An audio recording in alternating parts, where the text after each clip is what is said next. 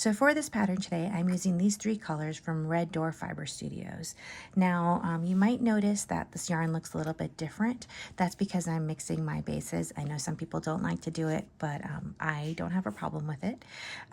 These are 3 different colorways. These colorways are Found Family, I'm So Sad and Complicated, and Unrequited Love.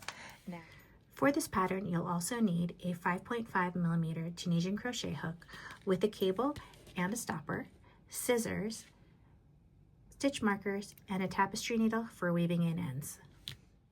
To begin this pattern, I've made a chain of 50. And I'm going to flip it over so I'm working in the back bumps, and I'm going to pick up a loop starting in the second loop from the hook in the back bumps, just like that all the way across. Now, because this is Tunisian crochet, I'm going to be collecting loops as I go. So I'm going to just pick up a loop and then keep going. So I'm going through the back bump, yarning over and pull through. You can see how I'm collecting loops. I'm going to do this till I get all the way to the end. Then I'm going to do a standard return pass, and I'll come back and show you what that looks like. Now I'm just going to yarn over for standard return pass and pull through 1. Then I'm going to yarn over and pull through 2. And then I'll just continue pulling through 2 until I have 1 loop left on my hook. So I'm going to continue doing this, and then I'll come back and show you the next row, which is going to be a Tunisian purl stitch row, but with a few little adjustments. So now we're going to actually work our purl stitch row, but we're going to add in some increases and decreases. On both the start and the end of the row will be decreases, and in the middle 2 stitches we'll do increases, and I'll show you how we're going to do that. So to do a purl stitch decrease, we're going to bring that yarn to the front. We're going to hold on to it so it doesn't slip back, and I'm actually going to do 2 stitches together.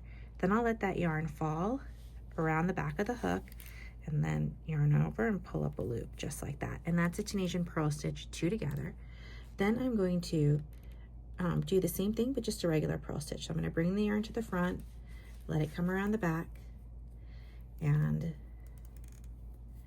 just do a purl stitch like this. Now the purl stitch row is only going to be on this first row for right now, because we're just going to create a nice border. So I'm going to work this, so doing my purl stitch until I get to the center 2 stitches, and then I'll show you how we're going to do our increases. So I've made it to the first of our center 2 stitches, and I put a stitch marker there. The reason I did that is because you can't count your stitches from here because you've done a decrease. So even though this is stitch 25, because of the decreases that I've done before, this will actually count for less than that. So I'm going to have my stitch marker there as a reminder to help me go along. Now for this next row, I'm going to start to create a spine along the shawl or along this scarf. And the way that we're going to do that is in here, we're actually going to do a simple stitch just like that, and then in the same stitch we're going to do a knit stitch. So find your opening. This first one's going to be tricky, and we're going to do a knit stitch. Then in this next one we're going to do a knit stitch. So the knit stitch is where you go between the front and back vertical bars. We're going to go through, yarn over, pull up a loop, and then in the same stitch we're going to simple. So just go through that front vertical bar and pull up a loop. Now this yarn's a little bit dark, so it can be a little bit harder to see. And then we're going to go back to purls, and we're going to do this until we have 3 stitches left. And then once we have 3 stitches left, I'm going to do a Tunisian purl stitch 2 together, do my last Tunisian stitch, and then do my return pass. So I'm going to do that, and then once I get here back to the beginning, I'll show you what the next step is. So we finished our purl stitch row, and now we're going to begin our next row, and we're going to work the simple stitch now going forward while we're in this color for this particular part of the pattern. So we're going to go ahead, and what we're going to do is we're going to do a Tunisian knit stitch 2 together. So I'm going to pick up like I would for a simple and then go in like for a knit, and that's going to be my decreasing stitch now on this whole pattern until the last row. So my Tunisian knit stitch 2 together, then I'm just going to simple. So I'm just going to go across and simple stitch, just picking up loops till I get to that center stitch. And with that center stitch, that's we're going to go ahead and do the same increase that we did before. And that's going to be a Tunisian simple and then a knit and then a Tunisian knit and then a simple. And that's going to be our center stitch increases. So I'm going to keep on working on that, and I'll show you that increase one more time once we get to the center. So you can see we're getting to the center here, and these are my 4 center stitches. My purl stitches start here again. So for the stitch before the center stitch, it's just going to be the same. We're going to do a simple. Then in that first of the center stitches, we're going to do the simple and then a knit. So go ahead and go in like a knit. Then in this next one, it's going to be the knit and then the simple into the same one. And then we're going to go across and just simple stitch until we have 3 stitches remaining. Then we'll do a Tunisian knit stitch 2 together and then a return pass. And what you'll start to see is this diagonal shape, this kind of like our chevron shape. We're going to start to see that forming as we go. So I'm going to keep working on this. Then I will come back and show you next steps after I've got several more rows in. So I finished the first color, and what we're going to do now is we're going to do a color change. Now color changes are always going to be on the right side of this shawl because we're not looking to fade. And I'm going to go ahead and grabbing color 2. I have 2 loops left on the return pass. I'm going to grab color 2 and that, and just pull through for those last 2, and that's how we're going to do our color changes. And then I'll just go ahead and grab color 1 and just pull a little snug, and that's how we're going to do that. Now I'm going to go ahead and do my decrease again, and we had done a Tunisian knit stitch 2 together, but you can also do a Tunisian simple stitch 2 together, just like that. It's not going to affect the pattern in any way. If you're having a hard time doing the Tunisian knit stitch, you can do the Tunisian simple stitch 2 together easily. Now for this next part, we're actually going to be changing what we're doing. So for this row, I'm still going to do a simple stitch row. So I'm going to pick up and do a simple stitch. But on the next row, when I come back here, I'm going to change back to color 1, and I'm going to do a knit stitch row. So I'm going to finish this row. I'm going to do the same increases in the center and do a decrease again on this end here. Then when I do my return pass and I come back here, I'll meet you and show you the next step. So for this pattern, we're going to do the color changes the same way. So I'm going to go ahead and drop color 2 and just pick up color 1. You no need to fasten off or have to worry about weaving any ends. The color changes are going to make this really simple. You have color 1 now back on my hook. I'm going to pull through the last 2 on the return pass, and now we're going to do our Tunisian simple or Tunisian knit stitch 2 together, whatever you prefer. And then we're going to go ahead and knit stitch. So for the knit stitch, we have our front and back vertical bars. We're going to go in between them, yarn over, pull up a loop. Same thing here, yarn over, pull up a loop. I'm going to do this till I get to the center, and the center is going to be the same exact type of increase that we were doing before, but I will just go through it one more time so you can see it.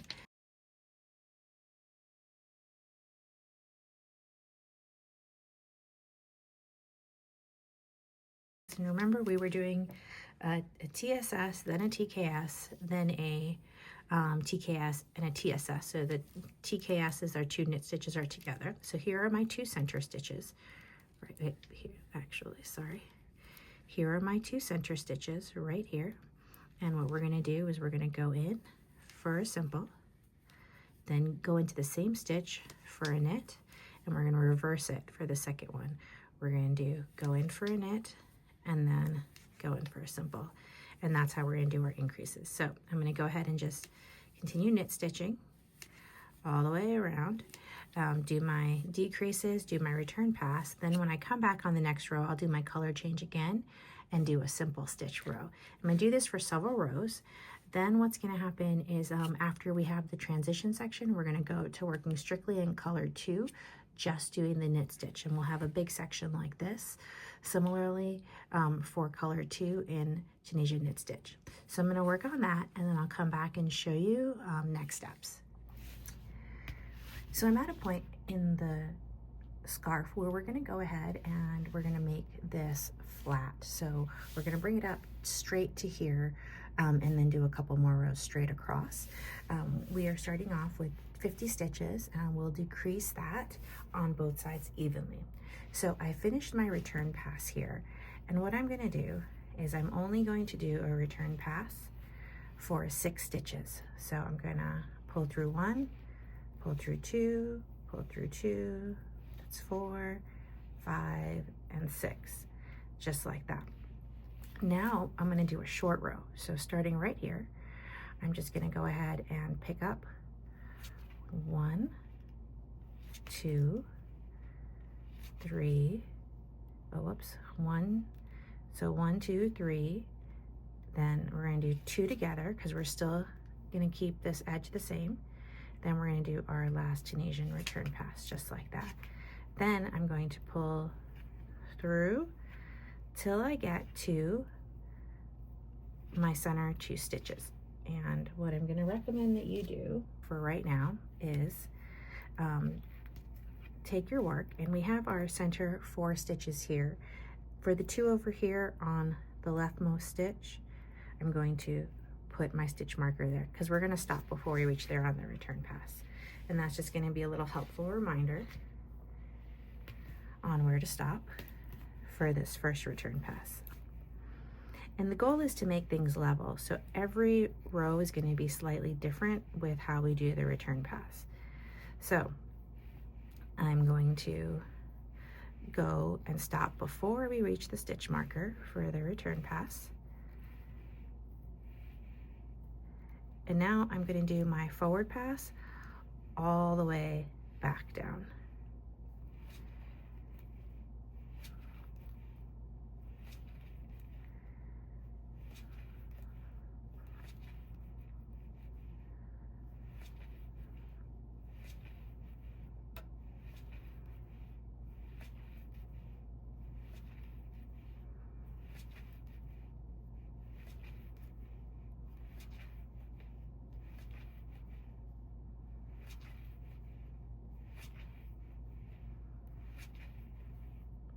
Okay, so I've reached to where I have 3 stitches left, and I'm going to go ahead and do 2 together, just like that, and then pull up. Now we're going to do the same thing, a return pass of only 6 stitches. 1, 2, 3, 4, 5, and 6, and then we're going to go forward, 1, 2, and then we're going to do a 2 together, and then our last Tunisian stitch, and then we're going to do our return pass all the way. But what I'm going to do now is, so here's my stitch marker. I'm going to move my stitch marker over 2. So here's where it is, and I'm going to move it over 2 right there, do my return pass to there, and then we're just going to continue this process where when we do the forward pass, we're going to do a return pass of only 6. Go forward, we'll always continue to decrease here. Every time I do my return pass, I'm going to move my stitch marker over 2 stitches so that we're slowly making this shorter and shorter. So I'm going to work on this, then I will meet you back and show you how we're going to do the next steps. So I'm kind of reaching towards where we're getting close to our stitch markers. I just did my return pass of 6. So this wasn't one that I go all the way back to the stitch marker row. I'm going to go forward, and we're going to do our 2 together. This is the row where we start off with 6 and we end up with 5, just like that. And I'm going to do my return pass all the way to the stitch before my stitch marker. And there we go, just like that. And we should end up with 1, 2, 3, 6 stitches left. So I'm going to do my forward pass again, 1, 2, and then together, just like this, and then we're going to do our return pass. And now you can kind of see how we've leveled out. Now I'm going to go back and do my return pass till I get all the way here, and then we're going to start doing the other side.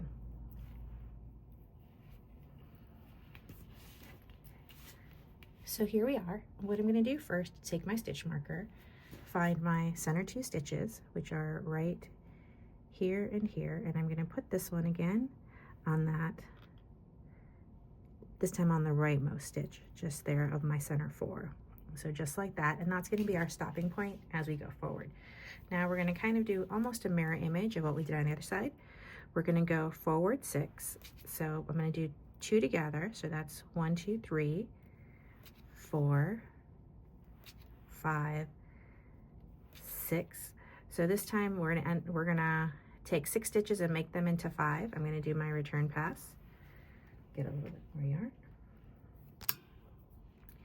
So the difference with this is that we're gonna be picking up last Tunisian stitches as we go. So here I have 5 stitches. Now those are gonna turn into 4.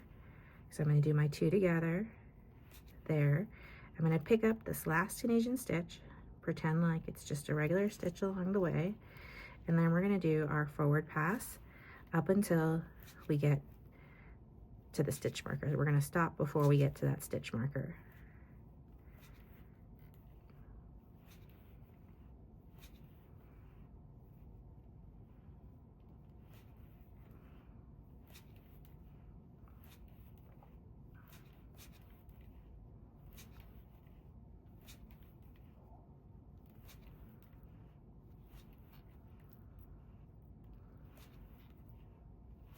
Okay, now we're going to do our return pass.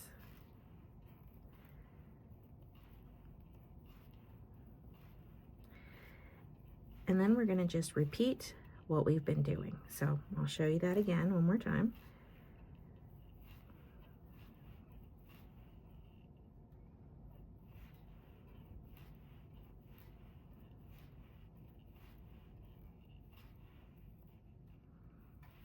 So we're going to take 6 stitches and turn them into 5. So 2 together, 4 and 5. Do our return pass. And then before we start the next row, let's go ahead and find our stitch marker here. And you're going to see that here's our last Tunisian stitch, and then we have a stitch right in front of it. So we're going to move that stitch marker right there, and that's going to be our new stopping point. And yes, you'll see that it's a little bit uneven, but when we pick up all the way across, it shouldn't be any problem. So here we go. We're going to do 2 together. So we're going to take 5 stitches and make them into 4. The last one is going to be our last Tunisian stitch, but we're going to keep going, and we're going to find the stitch that's right here, and just pick that up and go until we reach our stitch marker. So I'm going to do that, do several more rows, and I'll come back and show you the next step. So I've just done my row of 5 here. You can see this is where my stitch marker is going to be for the next row. I'm going to do my return pass. I'm going to do my 2 together, and this is actually going to be our last row here. I'm going to go ahead and my last Tunisian stitch, 4. Then this is where it's going to get a little bit different in terms of what we do. I'm going to go ahead and take that off just like that. So this is where it's going to get a little tricky. I'm just going to go ahead and pick up stitches across the whole entire thing. So I'm going to do my last Tunisian here, and now remember we stopped 2 stitches before, so I'm going to do a regular simple and then the last Tunisian. So making sure that you get both of those on the end there. Then simple, last Tunisian, and then we're going to do another simple and a last Tunisian. And now we've reached our center 4 stitches. So what we're going to do for these center 4 stitches, we're not doing increases anymore, but we still want to kind of keep this general shape. So we're going to do a simple, we're going to do a knit, a simple, and then this one is already flat, so we're just going to go ahead and do a simple all the way across. Once you get to this row, I want you to make sure that your stitch count is even on both sides, And also make sure that your row count is even on both sides. So you should have 11 rows on each side, including this last one. And we're just going to do our last Tunisian stitch, just like that. And you should have 30 stitches total. So we've decreased from 50 to 30. And you will see that there's a little curve here, but when you block your shawl, that'll straighten out nicely. So I'm going to do a couple more rows of just the simple stitch, and then I'll meet you back and show you the next step. So we've done about 4 more rows since our first row of combining, and a couple of tips. If you really are noticing a huge curve here, make sure you're keeping these stitches nice and tight as you're doing the return pass. The loose stitches can also help make a little bit of a bend, but as you can see, there is a slight bend on both sides, but that'll really block out nicely. So what we're going to do next is actually do a bind off row, and then we're going to make this panel again for the other side. So to do the bind off row, we want to do a purl stitch row so that that'll mimic the purl stitch row that we had here at the beginning. So remember, we started off with the purl stitch row, so that's what we're going to do. So I'm going to start with my purl stitch row. So you're going to just bring the yarn to the front, go in from right to left, yarn over, and pull up a loop. And we're just going to do that all the way across. Now for the center 2 stitches, I was doing the knit stitch, but for this final row, we're just going to do the purl stitch all the way across. So I'm going to do this, then I will meet you back and show you the next step. So we've done our row of purl stitches, and now we're going to do our purl stitch bind off. Let me get some yarn, and to do this, what we're going to do is we're going to bring the yarn to the front, go in like we would for a purl stitch, yarn over, pull up a loop, and then pull through that other loop. So that was the first stitch. Here's the second right here. Pull through, and then pull through that one, just like that. Do it one more time, just like that.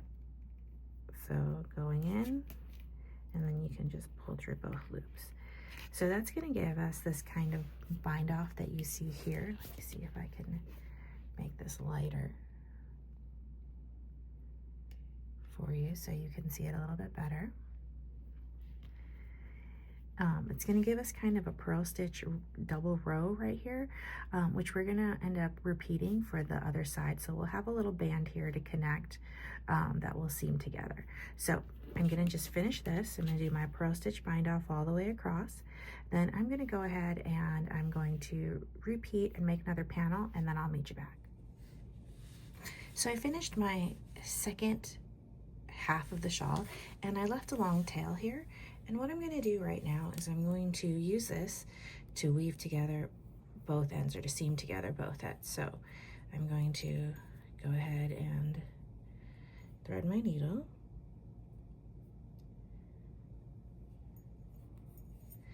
And then I'm going to grab the other half here. And whenever I seam edges together, I always want to especially make the top and the bottom very secure. So what I'm going to do here is I'm going to go in. You're going to find that very corner stitch, and you're going to go in just like that to bring the two ends together. So I'm going to do a mattress stitch to help weave these together, and let me show you how I'm going to do that. I'm going to actually go in through my chains that are there at the end,